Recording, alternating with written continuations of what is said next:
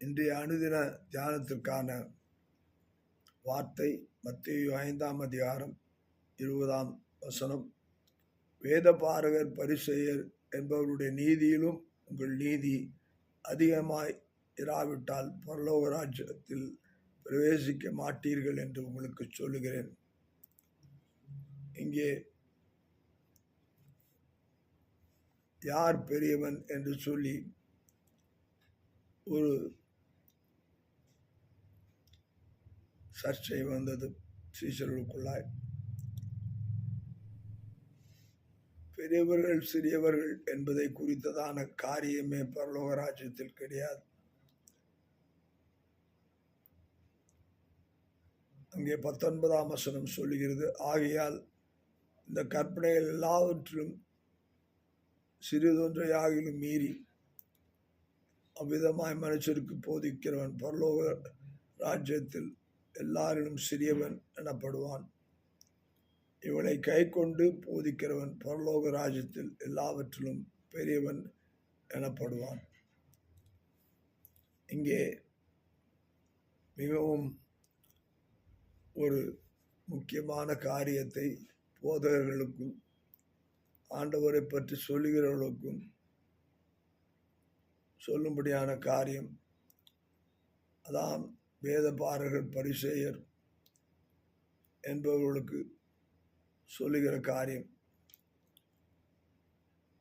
தங்களை நீதிமான்கள் என்று நினைத்து கொண்டு உங்கள் நீதி சரி என்று சொல்லி நினைத்து கொண்டு நீங்கள் அதிக நீதிமானாய் இருக்கிறீர்கள் என்று நினைத்து கொண்டு பிரசங்கிக்கும் போது போல் சொல்கிறபடி பிரசங்கிக்கிற நானே ஆகாது போகாதபடிக்கு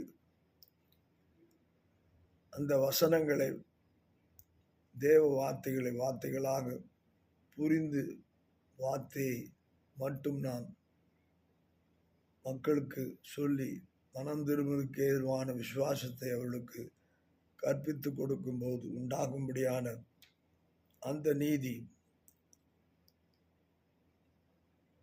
நீதி அதிகமாய் இருக்கும்பொழுதுதான் பரலோகத்திலே பிரவேசிக்க முடியும். நம்முடைய நீதி பெரிதென்று சொல்லி நினைத்து கொண்டு நாம் பிரசங்கிக்கும் போது நம்முடைய வாழ்க்கையிலே பரலோக ராஜ்யம் நமக்குள்ளாய் வந்தால்தான் பரலோக ராஜ்யத்துக்குள்ளாய் நாம் போக முடியும். நீதியை செய்வோம், நீதியை சொல்லுவோம், பரலோக ராஜ்யத்தை சுதந்திரித்துக் கொள்வோம்.